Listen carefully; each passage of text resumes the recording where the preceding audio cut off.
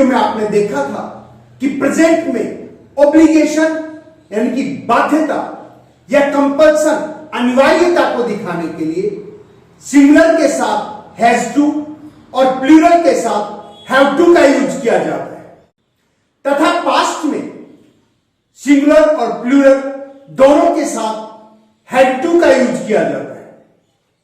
Has to, have to और had to के साथ इंफिनिटिव यानी कि फर्स्ट फॉर्म का यूज किया जाता है। यदि स्टूडेंट्स यही काम हमें फ्यूचर में दिखाना हो तो हम शैल हैव और विल हैव के साथ फर्स्ट फॉर्म का यूज करेंगे। आई और वी के साथ शैल हैव और बाकी सब्जेक्ट के साथ विल हैव का यूज करते हैं और टू प्लस फर्स्ट फॉर्म यानी कि इंफिनिटिव लगा देते हैं।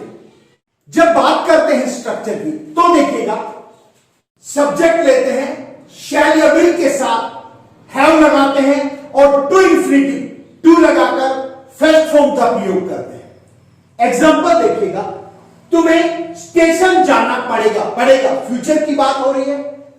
तुम्हें है यू आएगा, यू के साथ हम विल हैव टू का यूज करते हैं और स्टेशन जाने को गो टू स्टेशन बोलते हैं। नेक्स्ट देखिएगा, मुझे एक पत्र लिखना पड़ेगा। मुझे यानी कि आई के साथ हम शैल हैव टू का यूज करते हैं, आई शैल हैव टू। और देखिए पत्र लिखने को बोलते हैं write a letter. I shall have to write a letter. मुझे एक पत्र लिखना पड़ेगा।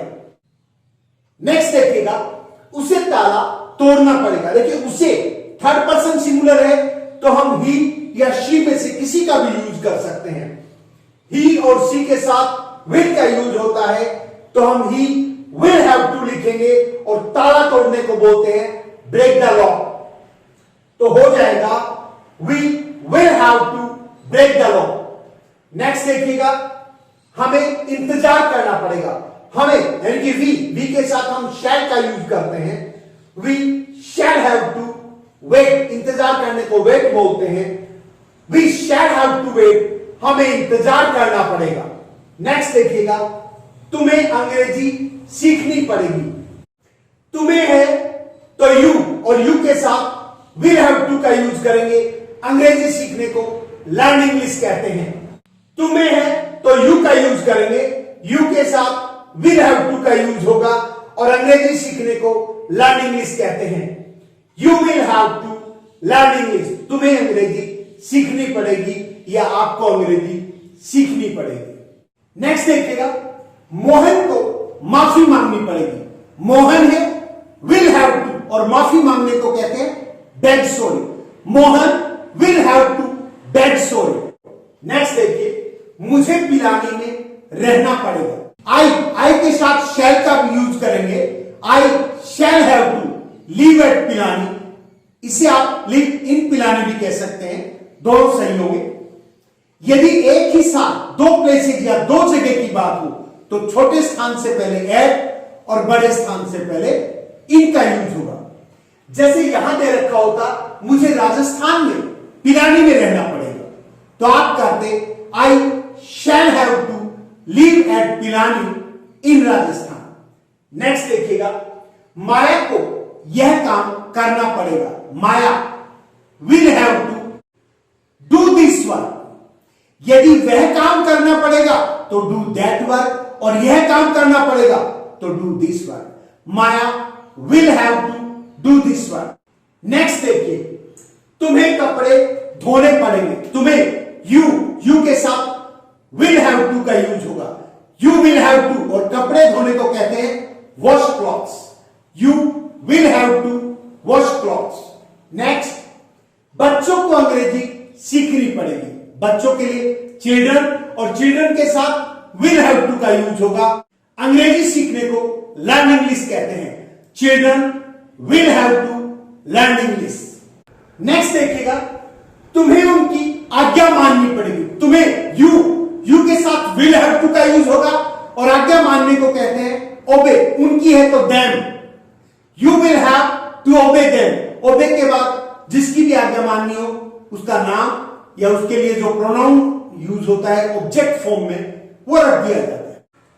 ओबे के बाद जो भी नाउन, ओबे राम, ओबे मोहन, ओबे मी, ओबे देम, ओबे हर, ओबे ही, एक्सेट्रा। नेक्स्ट देखिएगा, मोहन को मुझे भुगतान करना पड़ेगा। Mohan will have to. देखिए, भुगतान करने को या चुकाने को कहते हैं पे, और मुझे है तो मी। मोहन विल हैव टू पे मी। मोहन विल हैव टू पे मी। मोहन को मुझे भुगतान करना पड़ेगा या चुकाना पड़ेगा।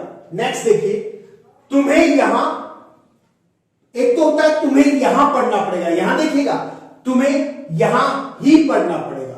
देखिए, तुम्हें यू पढ़ना पड़ेगा, विल हैव टू स्टडी, यहां होता तो हियर, तुम्हें यहां पढ़ना पड़ेगा, you will have to study here, लेकिन यहां ही है इसीलिए हियर के साथ इटसेल्फ भी जुड़ जाएगा। जगह का नाम होगा तो उसके साथ भी इटसेल्फ आ जाएगा।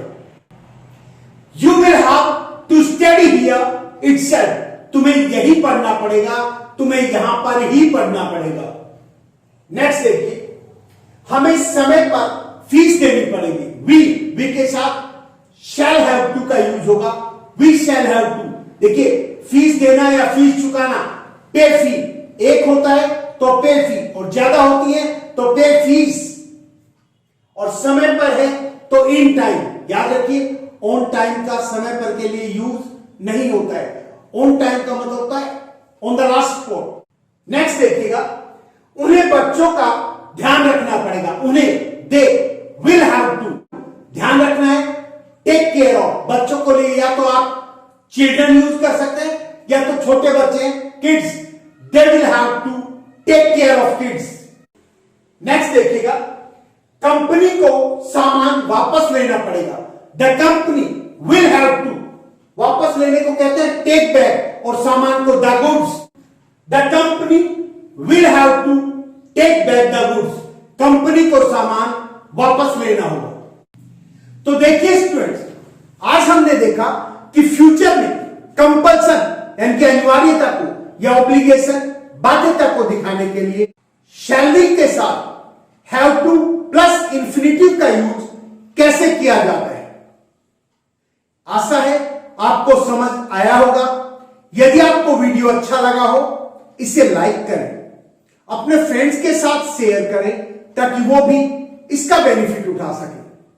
स्टूडेंट्स, जो सीरीज स्पोकन इंग्लिश की मैं चला रहा हूं, यदि आप रेगुलर इसको देखते हैं, इसके साथ प्रैक्टिस करते हैं, तो विद इन 3 मंथ्स आप आसानी से अंग्रेजी बोलना सीख जाएंगे। आई प्रॉमिस दैट, ये मेरा वादा है।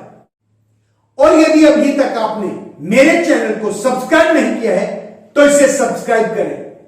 आप लोगों का सब्सक्रिप्शन और सपोर्ट मुझे मोटिवेट करता है कुछ नया, कुछ एक्स्ट्रा करने के लिए। So keep supporting. Thank you.